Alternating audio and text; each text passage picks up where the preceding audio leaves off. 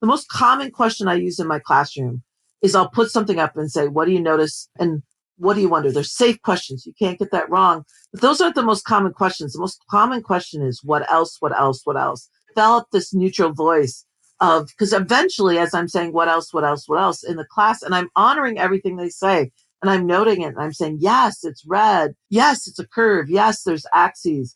Eventually, some student will say, hey, there's a high point. And I teach a lot of students we with low chat language, with Sara whether they're in VanDerWerf, poverty former or they're K immigrant through 12 students. math And I lead will with say, because I'm Minneapolis always building Public language, one of Schools, my other who taught passions that I grades speak about 7 and through say a lot 12. is that She was the intersection of president best of the practices. Minnesota Council of Teachers of Mathematics, and she's an independent mathematics consultant. Lean in as we chat with Sara about her journey from being a fast calculator in her own K through 12 learning experience to focusing on making student thinking visible in her classroom. We can't wait to dive into Sara's backstory as well as get some great tips and resources for your own teaching practice. Get ready, because here we go.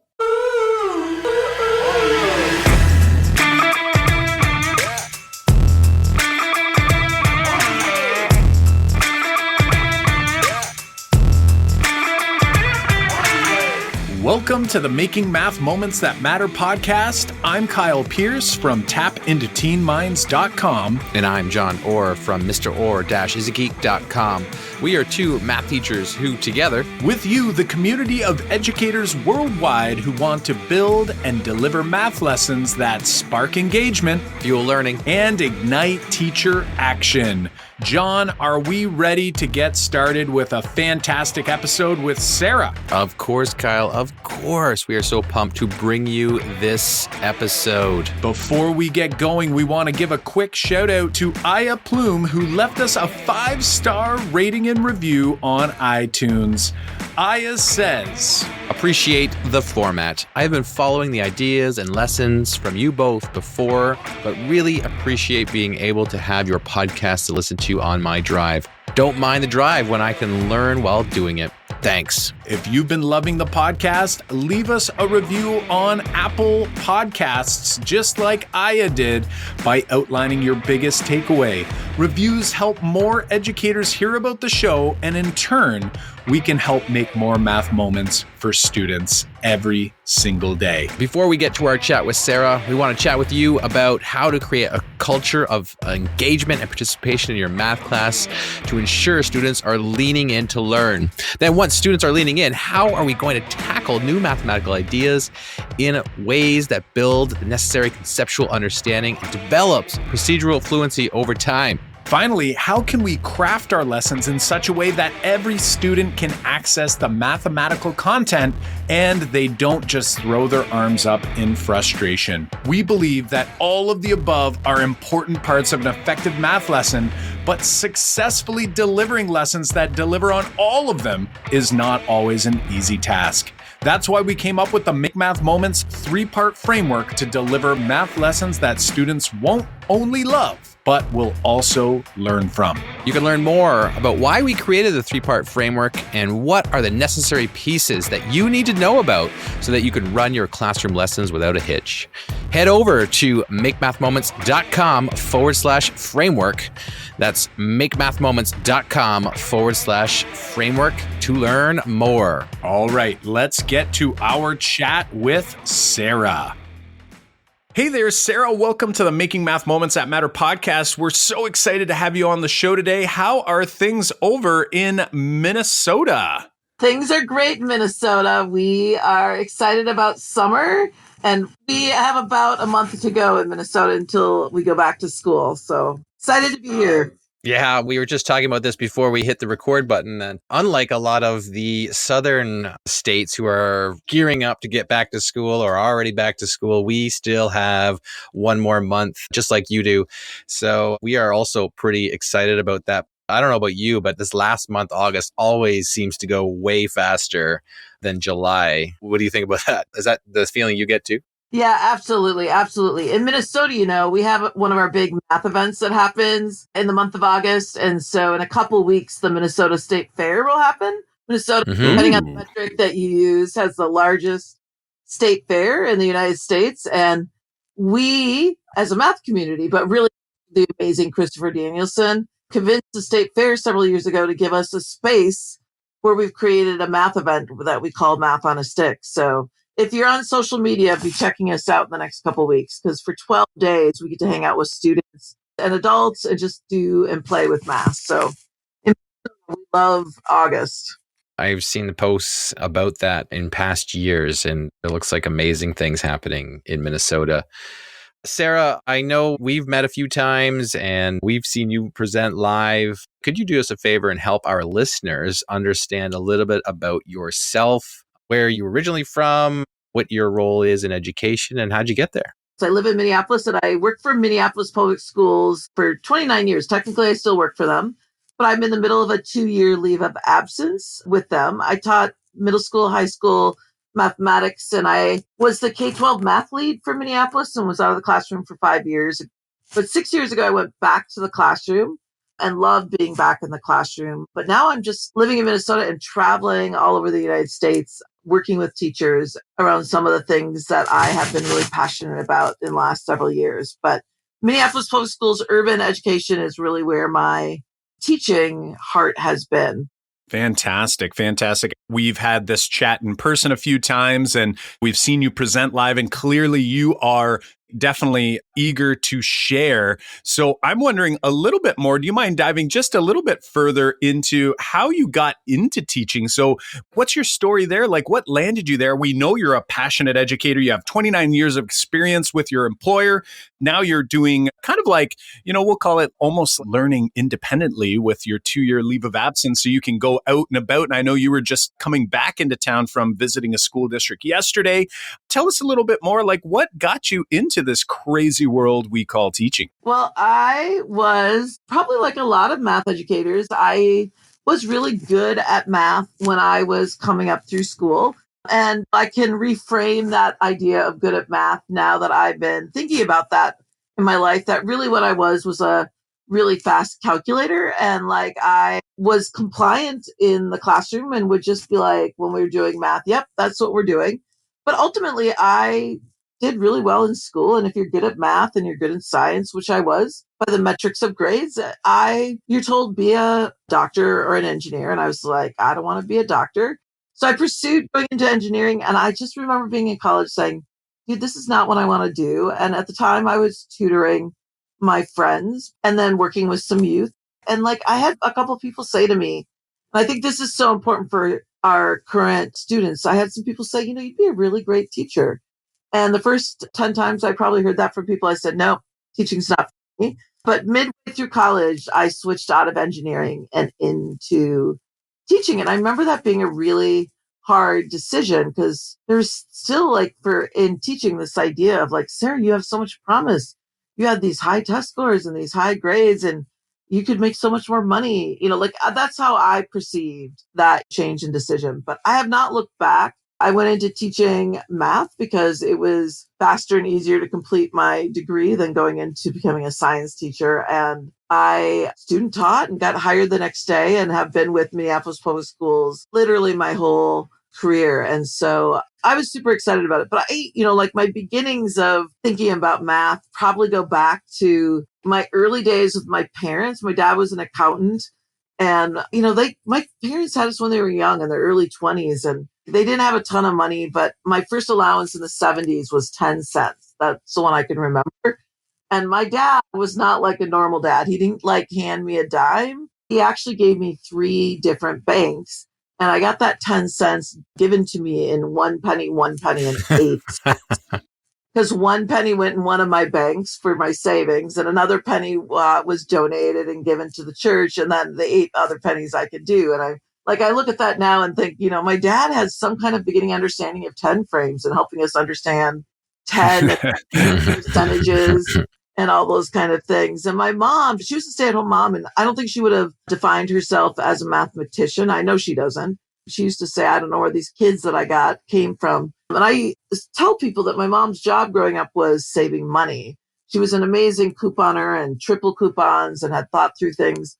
But I remember being shopping sales at a store and something would say it's 30% off. And I'd say to my mom, how much is this going to cost me? And she'd go, well, it's $19.99. That's around $20 and it's 30% off. And if you take 70%, and take the seven, you multiply the seven times the 20, it's going to be $14. And she had developed all these ways, and she would say the stuff out loud, and they were just making their thinking visible. And then in school, I was good. And in fourth grade, they had this thing called charting your own course, and we could go at our own speed in math. And by October, me and another student had run out of math to do for the year, and then they just had nothing for us. I remember thinking in fourth grade, there's got to be something more than this, because it was just a race to do a bunch of tasks. And in middle school, I had the same teacher for a couple of years, and he would tell us what to do for 10 minutes, and he would, in class, then make us be silent while we worked on whatever we were doing. And I was a compliant kid, and I was fast, so I'd get my math done right away. But he would watch and put our names on the board if we talked at all. And I was fine, but I just remember looking around the room, watching these kids struggling and just not knowing what to do. And so they would misbehave and get their names on the board. And we would get, as a punishment, this thing called numbers, where you'd have to write out the numbers 1, 1, 2, 1, 2, 3, 1, 2, 3, 4, 1, 2, 3, 4, 5, all the way up to 70. And what a waste of time. But it was like my first little business, because I was done with math and I had nothing else to do and I couldn't tutor my friends. Just remember thinking, I could help these people out. So I actually would sit and do numbers, even though I never got in trouble, and I would sell them to my friends. I remember thinking at the time, there's got to be a better way of thinking about this. Even though I was being successful in this system, I was doing that. But probably my most pivotal moment came when I went to teaching. You've got some wonderful experiences that I think shape, we all have wonderful experiences that shape the math educators we become. And you've got some foundation there for sure. And I think we can relate. We've talked about this on our podcast before, that we were similar. We got into teaching because we were good calculators. I really like you phrase that. It's like you were a really fast calculator.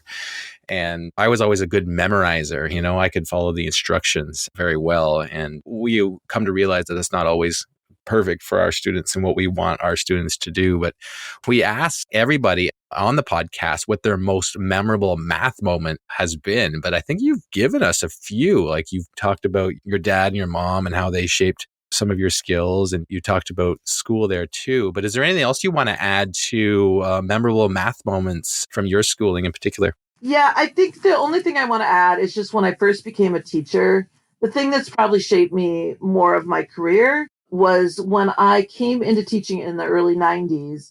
It was the era of the NSF grants in the States around all kinds of new curricula that had been written. And the district I was in piloted a curriculum that was completely radical at the time. So when I entered teaching, I was told, you will teach IMP, Interactive Mathematics Program, in its pilot form. And it was one of the first really radical problem-based curricula. And anybody that taught that curriculum way back in the days, and I used that curricula for my first 13 years, it's like we have a little sorority of sorts. And when we run into each other, I had an interview for a job a year and a half ago, and I happened to mention that I entered teaching using IMP. And at the end of the interview, the people interviewing me said, oh, we knew we wanted to hire you as soon as you said IMP, because it just really brainwashed me in terms of changing what I thought about being an educator. And I really remember the third year of the curriculum, there was the series of lessons and activities that developed the idea of the beginnings, understandings of a derivative. And I remember thinking out loud in my head that, oh my God, a derivative is a rate of change, just like the slope of a line is a rate of a change. How come no one ever told me that a derivative been a rate of change? And I think so many of us educators who had been fast calculators, it wasn't until we started teaching that either some things we finally were like, oh my God, these things are connected and interrelated. And or I remember learning about partial products and being like, I had figured that out in my head as a method for multiplying. I just didn't have a name for it. And I remember thinking, what if all my friends way back in school had been taught some of these things, and not just taught, made meaning for themselves out of these things, so they owned that information. And so I feel really lucky in how I entered education. that NSF grant also came with just tons of professional development. I had 2 weeks a year. I had a mentor. I did co-teaching. And I had that for the first 5 years of my career.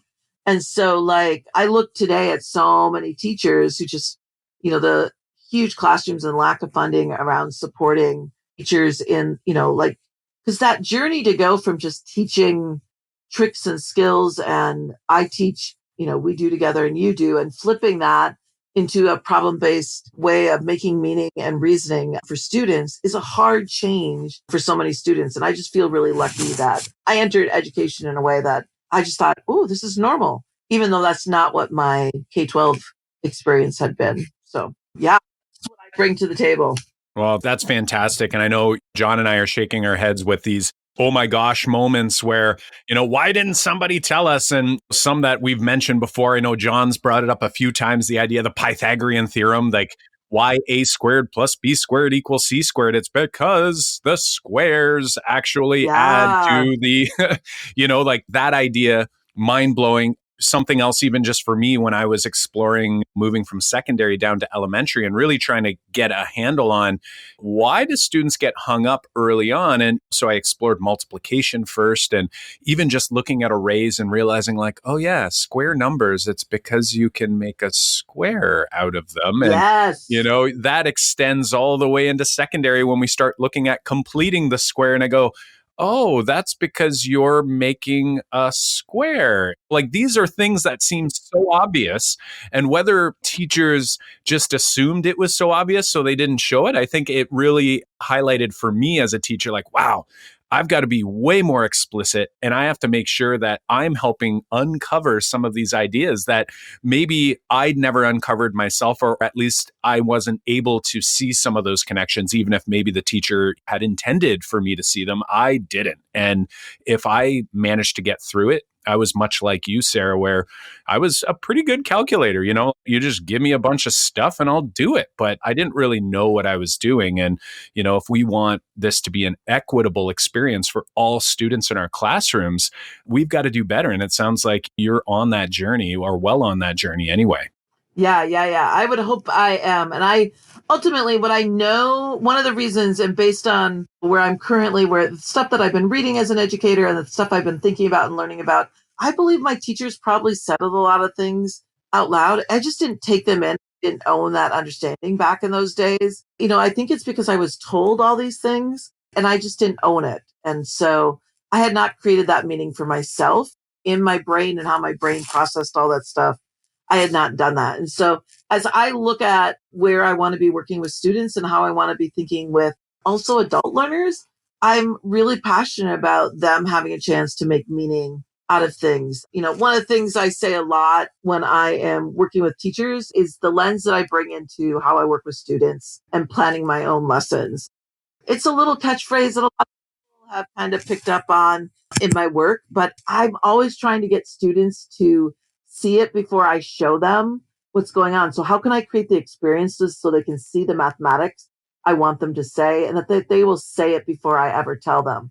I know there's a lot of people out there doing that, but that's what drives me as an educator right now, is how do I create those experiences so that students are making meaning of this and I'm not just spoon feeding them something they'll forget as soon as they're done with my assessment. Because a lot of teachers, like I would get in my early days, like, well, they're doing really well on the assessments in my classroom, but the assessments in my classroom, I was just teaching to them. So of course they were doing well temporarily. And then I'd wonder why a month or two later they hadn't owned and kept this information in their head. And so that's what drives me right now as I think about what I do in my classroom. We've even quoted you saying that phrase a few times here in the podcast. And I think you sum up a way of teaching that I think we're all trying to strive for very well. When you say, I'll see it before I show them and they'll say it before I tell them. I think that's great. I'm wondering, because this is something that I always wonder about, is about our process from starting where we started to moving towards where we are now. I think that's a huge part of actually being a teacher. And when you say, see it before I show them and say it before I tell them, I'm wondering, what did your first year look like, or first few years look like? And were you doing it then, or what are some of the big moments that made you start switching to this mantra? it's a little bit hard to remember back to my first couple of years, but because I had a really rich curriculum that actually honored the idea that kids made meaning out of this problem-based curriculum that I was using, I really was radically transformed in my head about how kids might learn math. And, what had worked for me as a K-12 student worked for me as a new educator in my early 20s, that I was a rule follower. And so they told me this is how you got to teach problem-based learning. And so even though it was foreign to me, I was like, all right, I'm going to trust, these people who are providing me professional development, that I'm going to do this. And I saw students start to make meaning at this. That said, in the early days, I remember, this is, like I went to college with a typewriter, and these are the early days.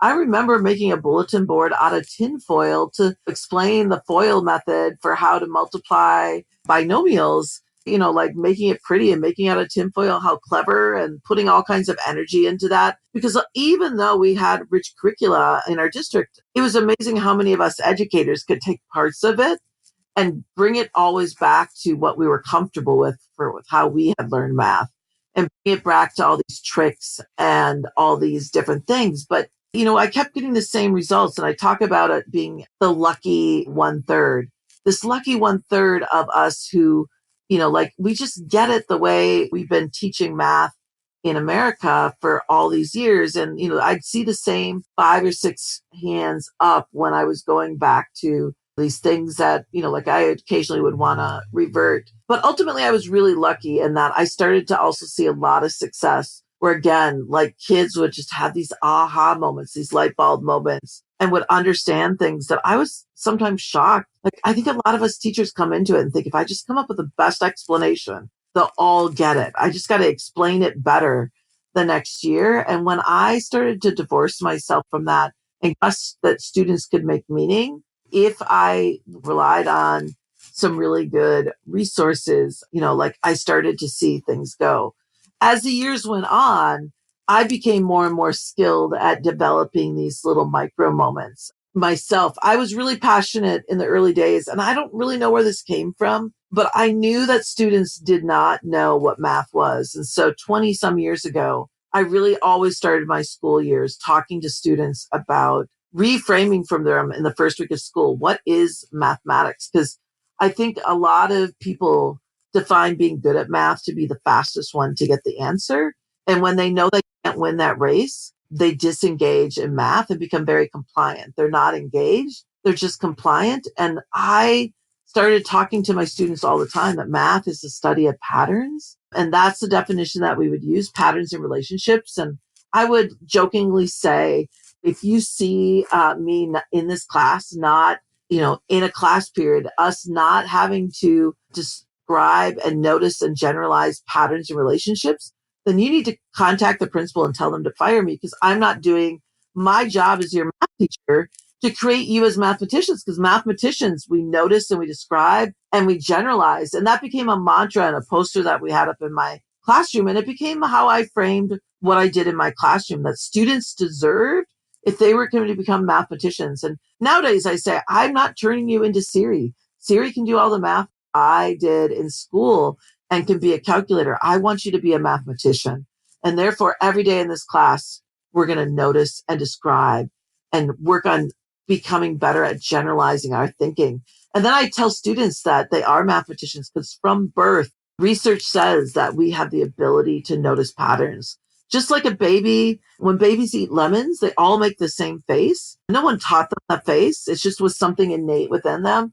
That's what research says is true about us in our ability to notice patterns. And somehow in school, some of us believe, because we're not honored for the noticings that we have, and that those things are not seen as the beginnings of mathematical meaning, and that we're not honored that that's how we make meaning out of math, it gets beaten out of us. And so somewhere in there, I had kind of morphed into how I thought about this. But that little message that I do with students at the beginning of the year, and then just repeat throughout the year, because I'm catching them noticing and catching them describing what they notice and the relationships that they see, and naming that as being a mathematician, started to really impact the students. What I now know is their mathematical identity. I didn't have the words for all this at the time. So when the Math Forum people, Annie Feder and Max Ray, came out 10 years ago. I don't know when that Ignite was that Annie did for 5 minutes about noticing and wondering, about those questions, asking, what do you notice? What do you wonder? It really resonated with me because that's what I had been doing for years. It's like framing lessons, because I'd be like asking myself, how can I help my students see what I want them to say?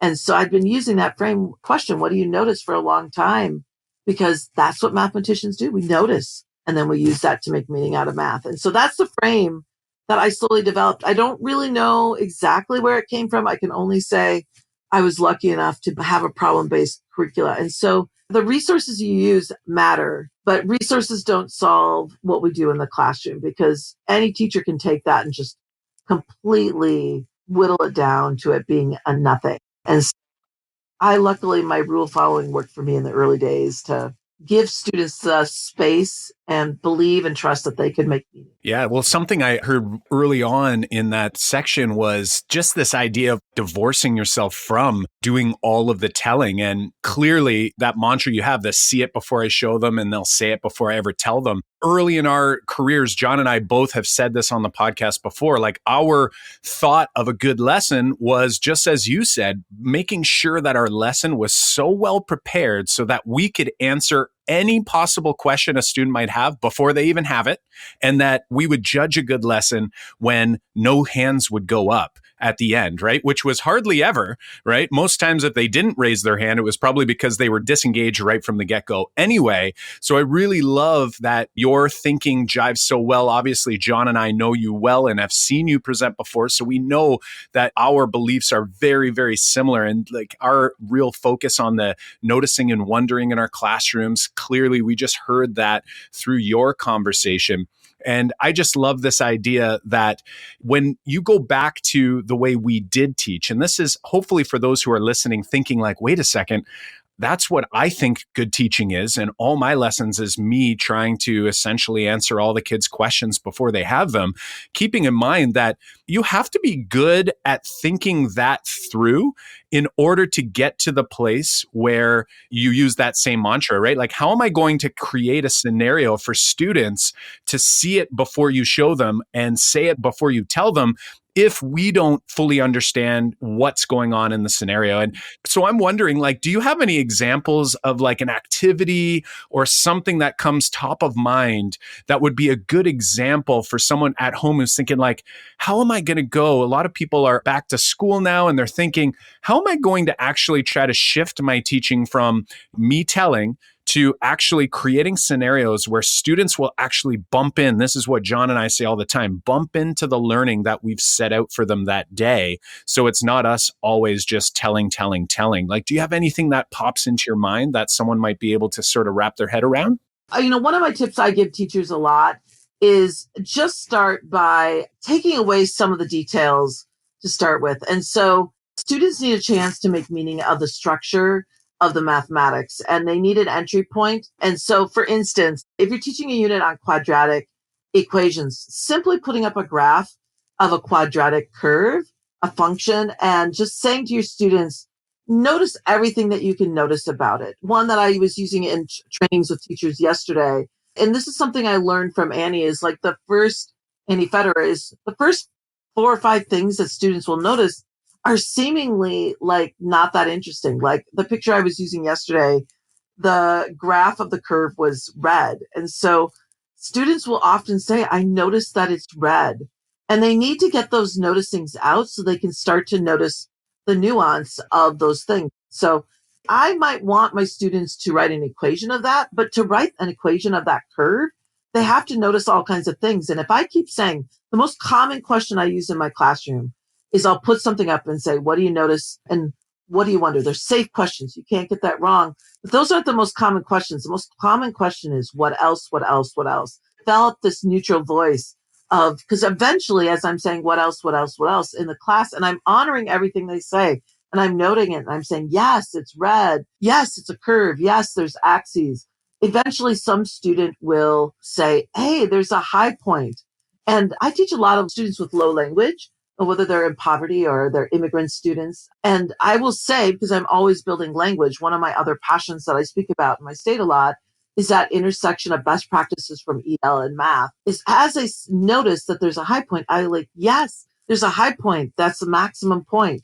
Or if a student who already has that language says, oh, there's a maximum point to invite in the other learners, I will pair that with the casual definition. Yes, there's a maximum point, and I'm annotating this on the graph and having them annotate it with me. And I'll say, yes, there's a high point, and I'll pair that idea of a maximum point. And eventually they start to notice there's places where it crosses the axes, and we'll name those as intercepts. That whole process of them starting to make meaning takes somewhere between 2 to 4 minutes. And then I say, okay, let's take all this stuff and let's try and see if we can make meaning out of whatever the intended learning for that day is, whether it's writing an equation or trying to describe how the change is happening in that event. But I'm connecting the stuff that we're doing to other representations that we will connect that with. But it starts with a moment of giving students the space to make sense out of the structure that's there before we jump in to that. One that I'm super passionate about that I personally had some ahas with this year is I've been doing some work with a curriculum that's a new open resource curriculum out there in their pilot this year for high school. And there's a series of activities where students are beginning to understand this idea of trig, but they haven't said the words sine, cosine, or tangent yet. The students have just been measuring all these different types of triangles with angles at different sizes. And we put this all into a big table. And this table, we then say, well, what do we notice and what do we wonder? What are the patterns and relationships that exist in this huge table? And all these adult learners started saying as I was working with them, and then they reported back to me. This is where I hate being out of the classroom this year because I couldn't go do this with students this year. But they never once did the phrase SOHCAHTOA come out of our mouths or sine or tangent. And all of a sudden we were seeing that there was a relationship between the sine and the cosine of angles that were 20 degrees and 7 degrees. And we saw that because we had made these triangles and we had put this information in an organized way and done some notice and wondering. And I've never put this, I've used this a lot in the last couple of years, just this table that gets created and said, what do you notice and wonder? And nowhere on the table does it say sine, cosine, and tangent. And nowhere does it say that these ratios that are created in this table that are increasing and decreasing and that there's inverses. And somehow, our brain, well, not somehow, we've had this from birth, the ability to look at this and start to compare and contrast and see what's the same and what's different and do this. And I'm like, I've never taught trig without SOHCAHTOA. Like, I could do this. Like, I could make meaning out of this. It's amazing because it adds like this whole where trigonometry comes from. For so long, kids think it's just a black box. It's like there's a button on my calculator that says sine. And if I punch this number in here, it gives me this number and I'm supposed to use this number. And I think back to how I taught trig when I first started. And I think that that's exactly the way kids thought it was. It's this mystery number that you're getting about a triangle, but not understanding where this ratio actually comes from. And I think I'd use the phrase, the primary trig ratios, but kids are like, well, what ratio are we talking? Like, where's the ratio? It's a number on my calculator. It's such an eye-opening way to teach trig. And you've kind of articulated almost the way I've changed my teaching about trig for the last, 5 years about we have them make the trig table, and we actually use the trig table for most of the year.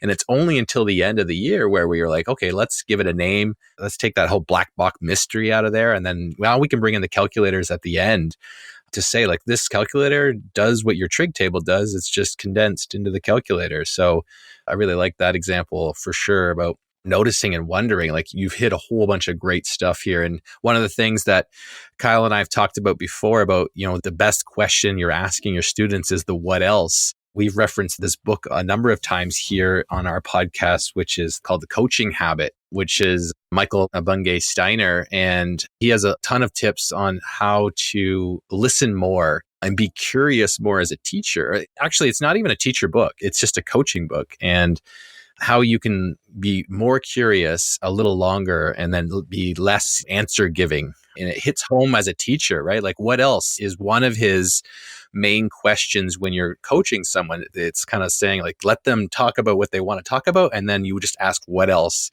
And asking what else gets down to what they really want to know and what they're really looking for. And it works perfect for noticing and wondering. So that's a great connection between that book and what you're doing in your classroom. For sure.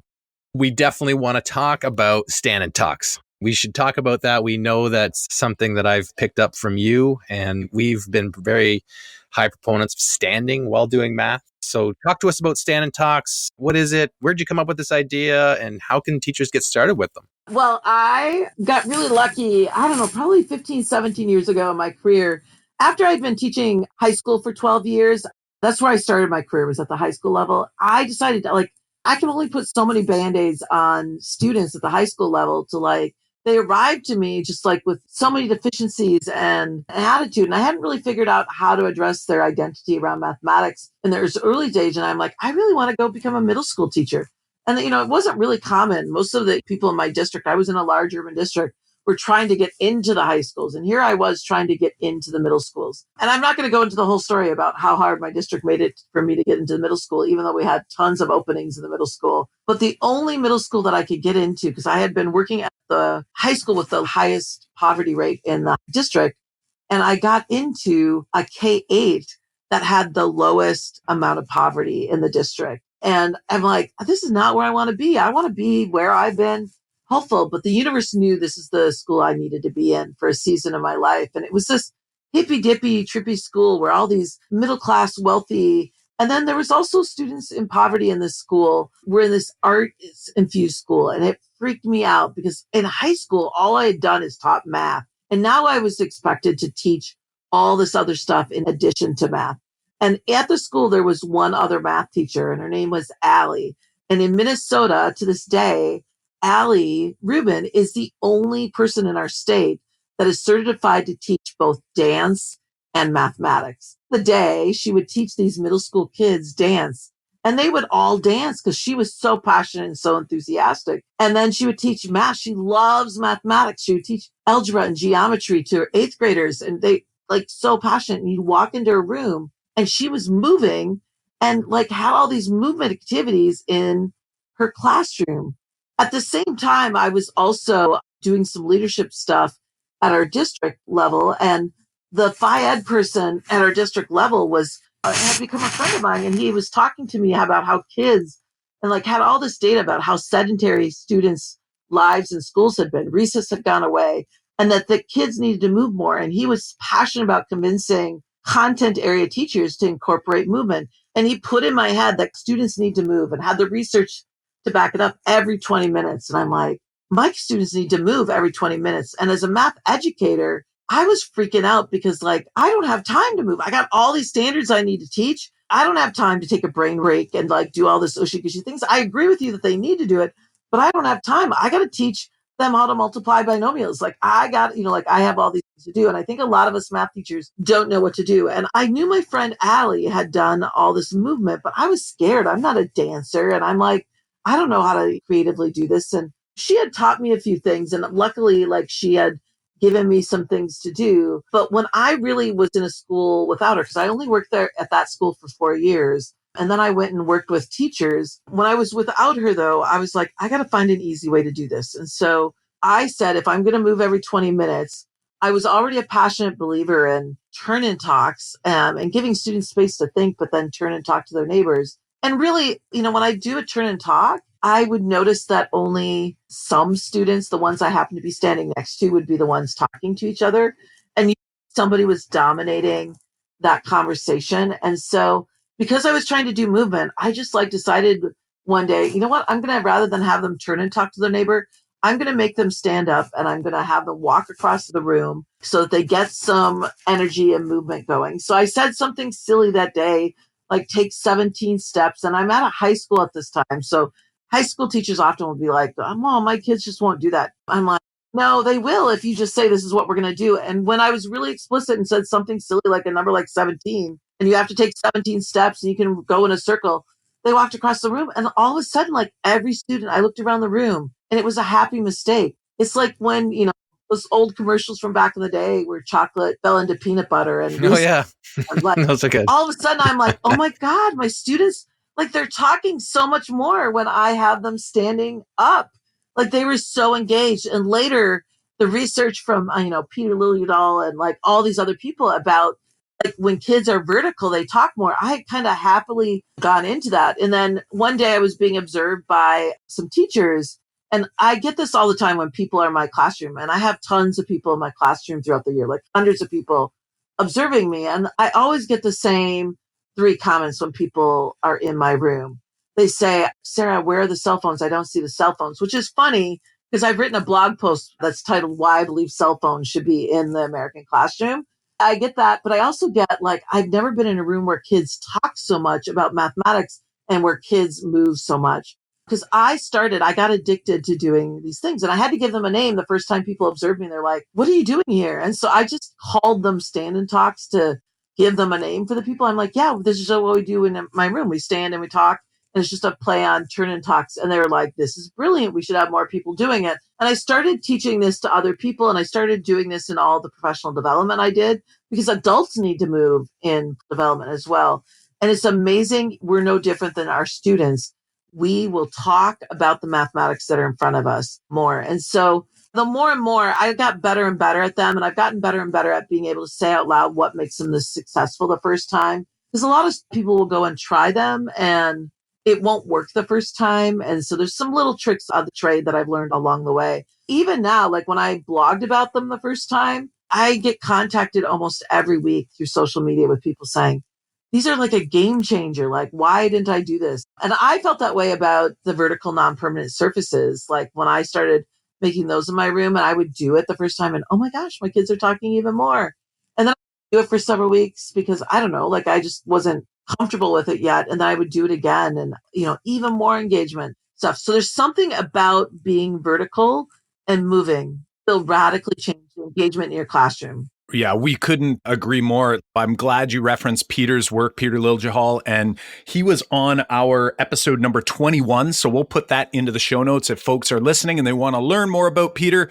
We'll also include some links to some of the white papers about that. And John and I started doing the vertical non-permanent, getting students standing, and oh my gosh, like what a difference. And something you've mentioned here, just talking about the stand-in talks, I think is great, is that, by taking your turn and talk time, which you said you were already using, and for some people, maybe they're not, so they might still have to make an adjustment to get that into their teaching practice and make it a routine as something that you do in class. But once you're doing that, I see it as hitting two birds with one stone, because now it's like you're getting some of the benefit of getting kids up and active, just like some of the research you had referenced earlier.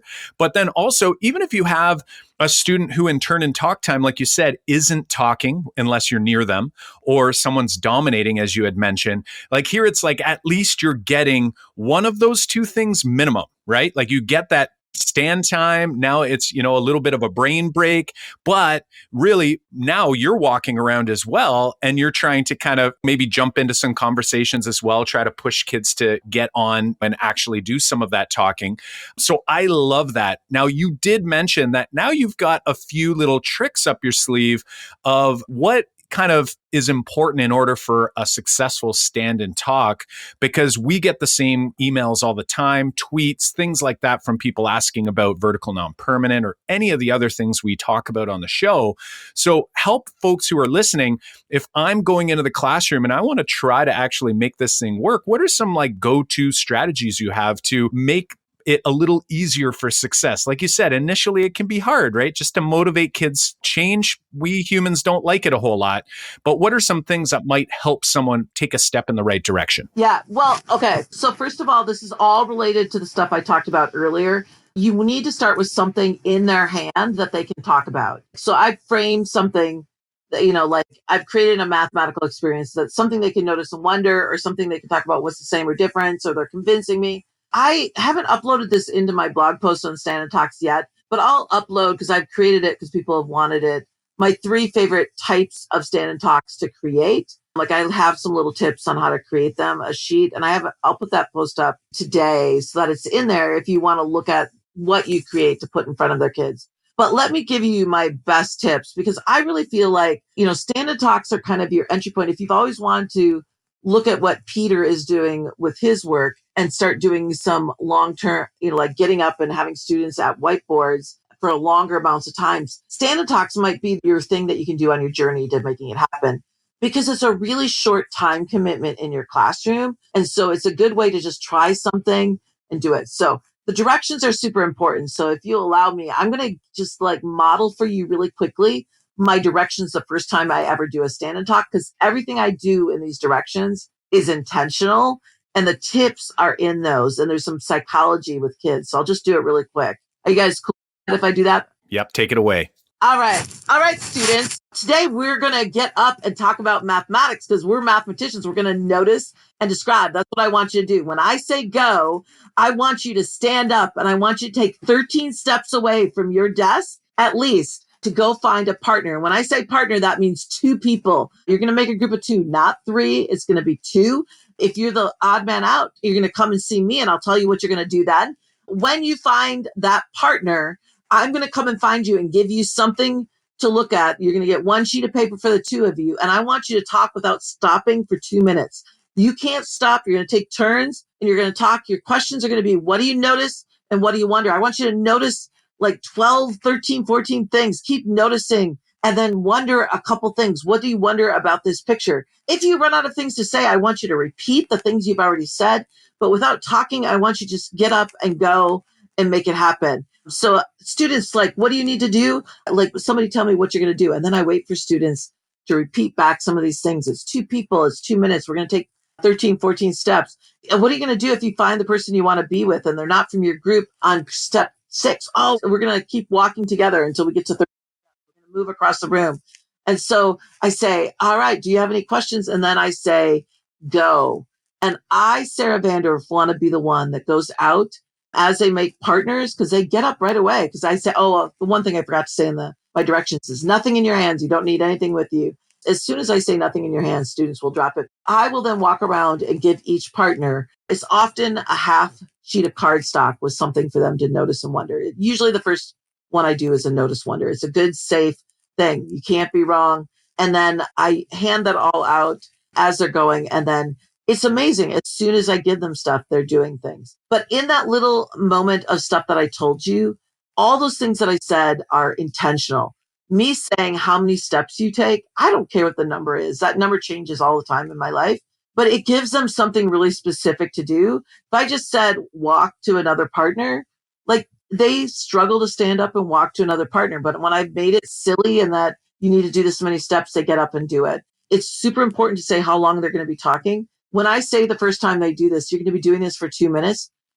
I've set the boundaries. So I never have problems with students wanting to be with some other student in the room, because if I had not said 2 minutes, go find a partner, they don't know if they're going to have to do a project with that partner and be with that partner forever. And they're less hesitant to do that.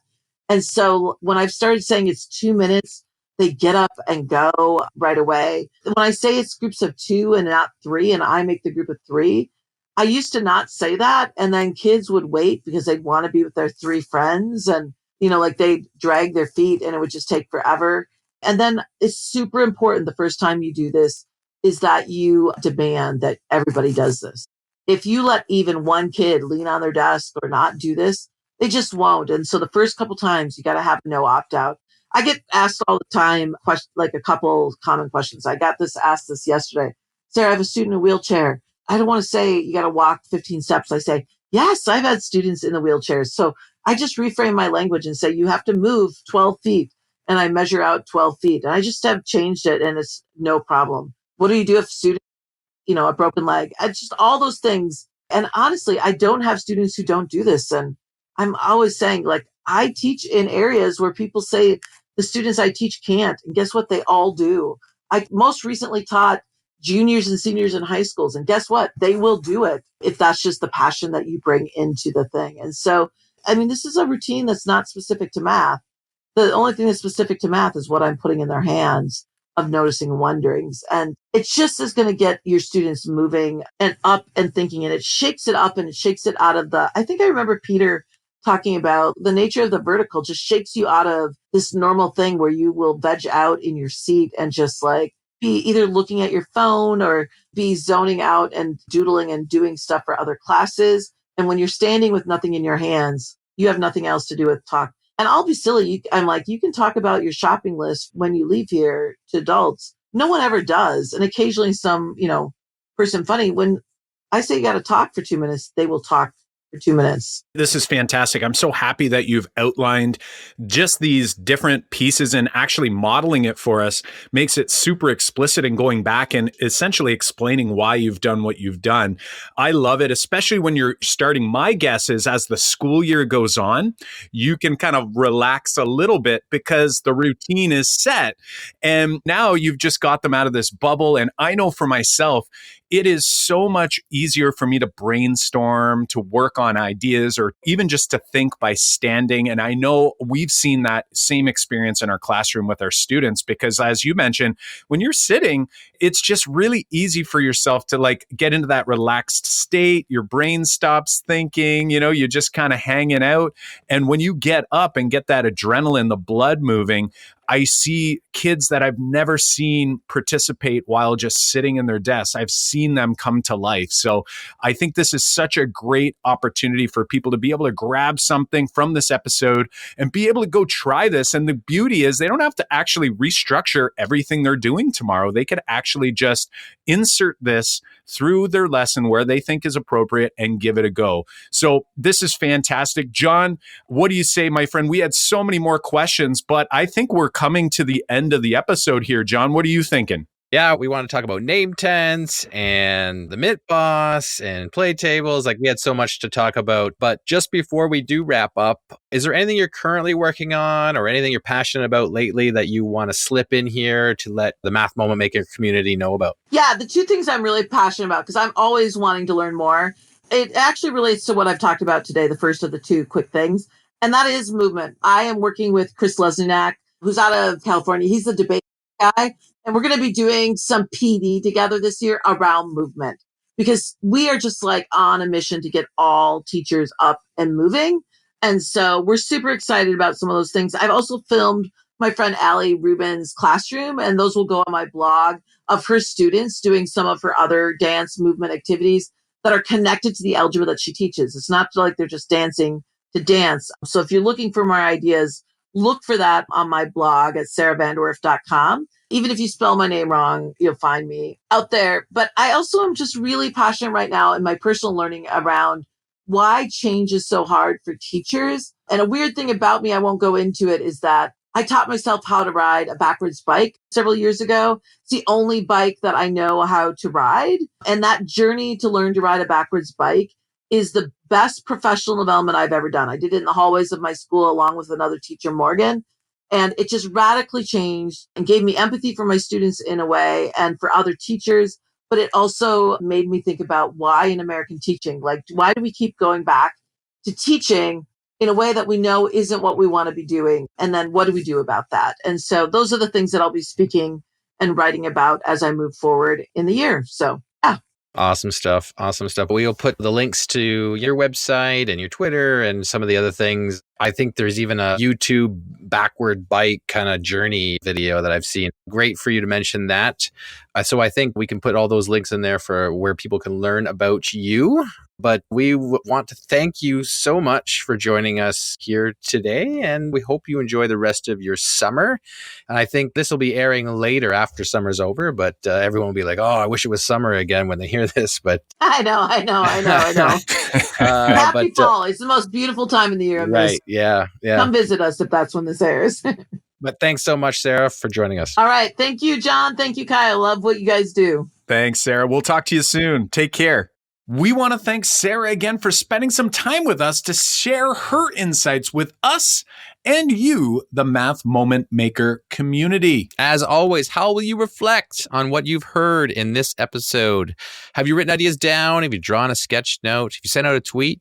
Talk to a friend or a colleague. Be sure to engage in some sort of reflection to ensure that the learning we've done here sticks. All right. And don't forget to check out our 3-part framework Math Moment Maker post, where we're going to help you deliver math lessons that students will not only love, but will also learn from. You can learn why we created the 3-part framework and the necessary pieces that you need to know so you can run your classroom lessons without a hitch by visiting makemathmoments.com/framework. That's makemathmoments.com/framework. framework. In order to ensure you don't miss out on new episodes as they come out each week, be sure to subscribe on Apple Podcasts or your favorite podcast platform. Also, if you're liking what you're hearing, do us a huge favor and share the podcast with a colleague and help us reach an even wider audience by leaving us a review on Apple